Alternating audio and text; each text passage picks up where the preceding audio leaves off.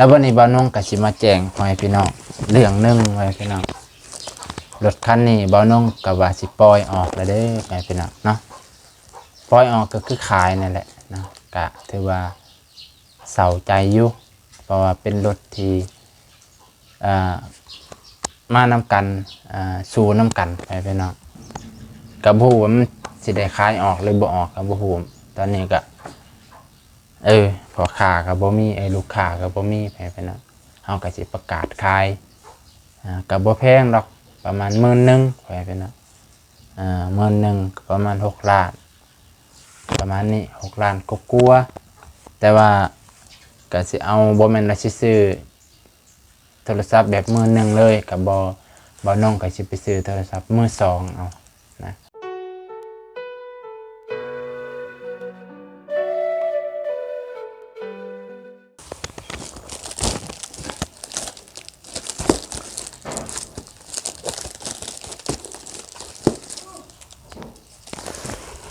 นี่กล่องปริศนาไปพี่น้องกล่องปริศนาเนาะมานี่สิมาอันบ็อกกล่องซึ่งเพิ่นส่งมาจากกรุงเทพเพิ่นได้ไหมพี่น้องมาจากกรุงเทพเลยกล่องนี้โอ้ตัวบ่ฮู้ว่าผู้ใดสิเป็นผู้โชคดีไปพี่น้องก็มาแกะรุ่นนำกันนะแต่ว่าก็บ่าวน้องก็ฮู้อยู่ได้แหละแต่ว่าเฮาก็มาแกะเช็คเบิ่งเครื่องก่อนไปพี่น้องนะก็เลยว่าก่อนสิไปมอบให้เพิ่นแกะเบิ่งก่อนว่ามันมีครบบ่เนาะมาแต่ไกลเติบเด้อพี่น้องมาแต่กรุงเทพเพิ่นโอ้ตะโอเคพี่น้องจะได้ก็ทักทายสบายดีพี่น้องลุงป้าบัดสุขสู่คนที่เคารพเส้นเก่าเส้นเคยยินดีต้อนรับเข้าสู่ช่องบ่าวนงเด้อพี่น้องมื้อนี้บ่ได้ไปไกลพี่น้องเพราะว่ามีภารกิจจะมอบอันนี้ให้อีกผู้หนึ่งเป็นสะพานบุญให้เพิ่นพี่น้องบ่าวน้องกับฮู้ได้แหละว่าเป็นหยังแต่บ่าวน้องกับบ่เปิดเผยเดี๋ยวสิมาลุ้นน้ำกันพี่น้องมื้อนี้ก็เลยมา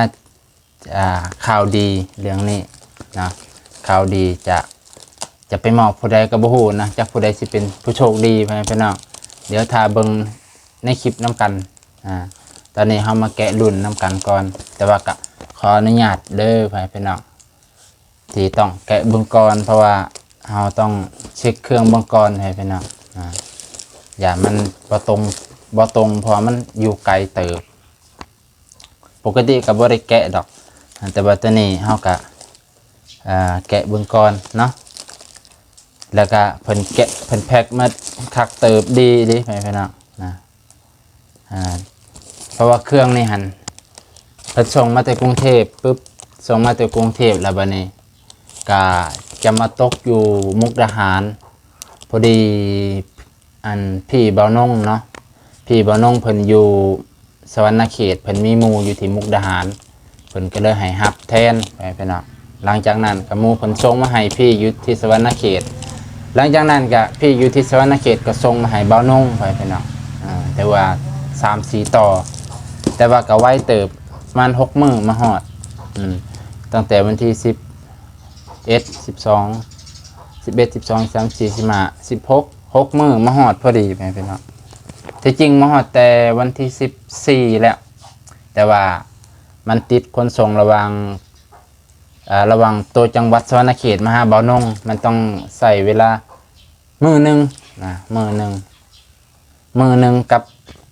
กับ2 มื้อคืนนึงกับ2 มื้อไปพี่น้องนะโอเคอันนี้คือกล่องผู้โชคดีว่าซั่นแต่บ่แม่นบ่าวนงเนาะกล่องผู้โชคดีบ่ฮู้ว่าสิแกะตอนนี้บ่หรืออยากเดี๋ยวไปลุ้นให้เจ้าของแกะดีกว่าเนาะพี่น้องแต่จริงก็มันเป็นอยากเฉลยอยู่พี่น้องอยากเฉลยอยู่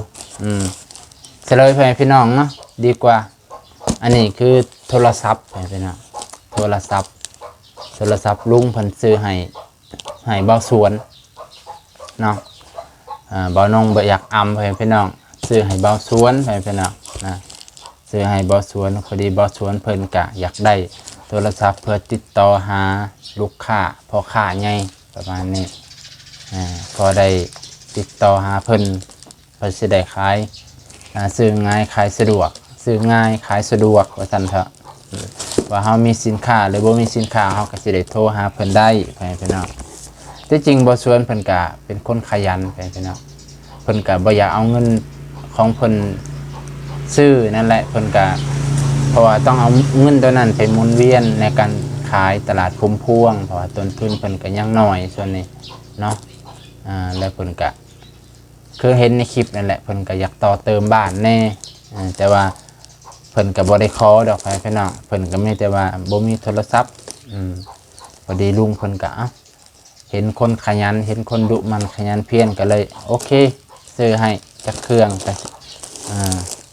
เพื่อสะดวกในการค้าขายแล้ววันนี้บ่าวนงก็สิมาแจ้งพ่อแม่พี่น้องเรื่องนึงไว้พี่น้องรถคันนี้บ่าวนงก็ว่าสิปล่อยออกแล้วเด้อพ่อแม่พี่น้องเนาะปล่อยออกก็คือขายนั่นแหละนะก็ถือว่าเศร้าใจอยู่เพราะว่าเป็นรถที่มานำกันสู่นำกันไปพี่น้องตั้งแต่สมัยเฮ็ดเฮือนบ่าวสวนใหม่ๆหลังจากนั้นบ่าวนงก็ขี่รถแบบตอนนั้นยังบ่มีเสื้อไปพี่น้องตอนนั้นยังบ่มีอีหยังเลยทางหน้านี่บ่มีหยังมีแต่อันนี้ท่างนี้ก็บ่มีแล้ววันนี้บ่าวนงก็เลยบูรณะก็เลยซ่อมแซมเสริมเติมให้มันครบสมบูรณ์ครบสมบูรณ์มันก็ในเฮือนก็มี2คันนี้กับคันที่แม่เพิ่นมอบให้แม่เพชรที่เพิ่นมอบให้นั้นเนาะแต่คันนี้บ่าวนงก็ในใจก็อยากปล่อยนั่นแหละเพื่อนพี่น้อง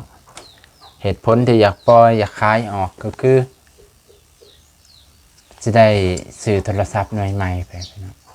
เพราะว่าจะได้อัปโหลดอัพคลิปลงให้มันไวขึ้นกว่าเก่าถามว่าตัวนี้ไวบ่กับถ้า20 นาทีกว่าๆนี่มันเฮ็ดให้อัปโหลด2 ชั่วโมงไปพี่น้องเพราะให้พี่น้องคิดเบิ่ง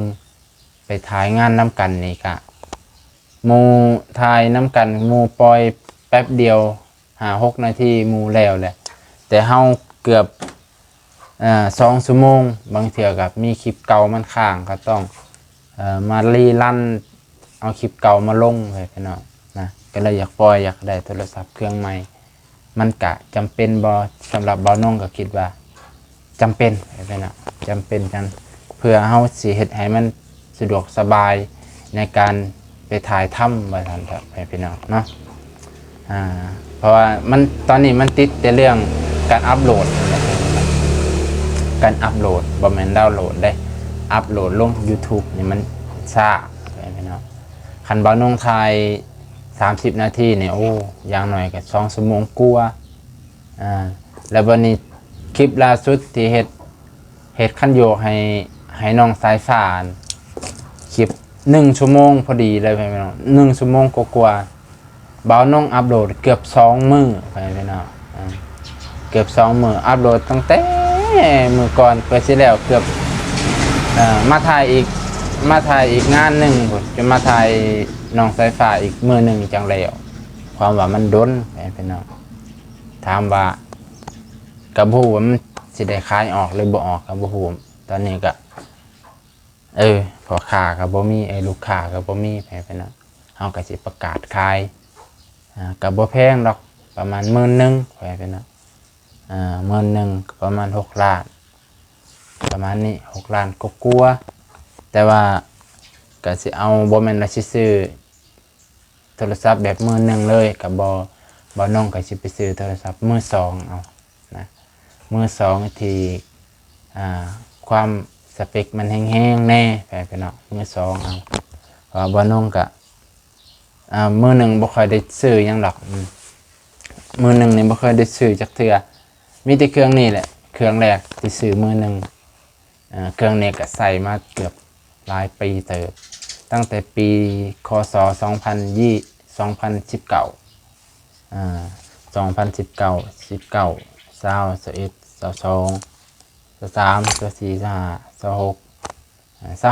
7 ปีแล้วไง7 ปีแล้วเครื่องนี้มันกะกล่องมันใส่ดีอยู่ยอมรับว่า Samsung กะ กล่องมันสวยกล่องมันงามแต่ว่าเครื่องนี้มันดนแล้วมันก็ตามอายุการมันนั่นแหละพี่น้องเนาะมันนี่ก็เลยว่าสิมาบอกให้พี่น้องก็สิได้อำลาพาจากรถคู่ใจใช้มาใส่งานตลอดว่าซั่นล่ะคันเอาไว้มันก็บ่าวนงคิดว่ามันจะได้ซ่อมตลอดไปพี่น้องมันบ่คุ้มเพราะว่าแต่ละเทื่อซ่อมมันแพงไปพี่น้องเกือบพันกว่าจำได้ว่าตอนนั้นบ่าวนงซ่อมทำอิฐนี่เปลี่ยนตัวนี้เกือบ1,200หรือ1,300เทื่อที่2กับเปลี่ยนคาดอีกกับถ้าได้เลยเกือบ1,800ประมาณนี้ไปพี่น้องเกือบ1,800บัดนี้บ่าวนงก็ซื้อเสื้อนี่อีกซื้อเสื้อมีแต่ชุดนี้นี่ชุดนี้ก็2,300ให้พี่น้องพบตามเบิ่งนี่แห้งอยู่ดนแห้งเพหลายพี่น้องแห้งอยู่ดนแห้งเพหลายจนกระทั่งมันสิเพแหละเพราะเฮาใส่งานแหละใส่งานหนักๆนี่แต่ข้อดีมันก็คือมันลุยดินทรายได้พี่น้องดินทรายนี่สบายแถวเขตนอกนี่ไปสบายดินทรายนี่แหละข้อดีมันเพราะว่าอันนี้มันก็หนักแน่ดินทรายมันบ่ได้ยากพี่น้องขี้ตมก็บ่ยากมันบ่ค่อยแกงบ่ค่อยเหยียบดินทรายบ่ค่อยสไลด์แต่รถตัวใหม่ก็ถ้าขับบดีนี่มันอยากมืนมันอยากสไลด์พี่น้องมันอยากพลากดินทรายนี่เกือบไปบ่รอดรถตัวใหม่เนาะรถตัวนั้นแต่ว่าข้อดีเพิ่นประหยัดน้ำมันหลายเติบแต่ข้อนี้ก็น้ำมันนี่ก็อยากกินแน่นั้นเก่าให้พี่น้องแต่ว่าก็จำเป็นให้พี่น้องนะจำเป็น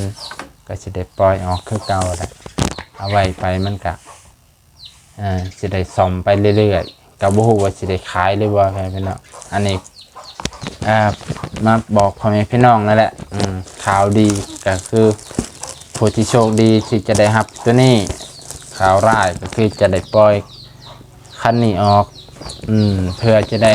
ซื้อโทรศัพท์นี่แหละนะครับโทรศัพท์กับประมาณคันตีเป็นเงินไทยกับประมาณ 6,000-7,000 ไปนะ6,000-7,000เพราะว่าสิซื้อมือ2เอากับบ่ได้ว่าสิเอาเครื่องเป็นหมื่นดอกบ่น้องก็บ่ถึงขนาดนั้นเอาแค่ 6-7,000 ก็พอได้มันทำงานไวขึ้นกว่าเก่าเพราะว่าเรื่องตัดเรื่องนี้บ่น้องก็รู้สึกว่าก็ตัดไวอยู่พอได้เฮ็ดพอไวอยู่ตัวนี้เรื่องตัดเรื่องนี้ไวมันค่าแต่มองอัปโหลดนี่แหละพี่น้องอัปโหลดวิดีโอเนาะโอเคมื้อนี้ก็สิจบเพียงเท่านี้คือสิบ่ได้แกะดอกพี่น้องบ่แกะดอกไปลุ้นนำให้เจ้าของเพิ่นดีกว่านะเดี๋ยวมันสิบ่เซอร์ไพรส์เฮาไปแกะก่อนก็บ่ฮู้ว่าคือสิแม่นดอกคือสิบ่มีผู้ใดแกะดอกคนส่งสินค้าเพิ่นแน่นอนอยู่แล้วโอเคพี่น้องขอบใจขอบพระคุณหลายๆที่รับชมตั้งแต่ต้นจนจบพี่น้องเนาะมื้อนี้บ่าวนงก็มาแจ้งข่าวแค่นี้แหละขอบพระคุณหลายๆเด้อ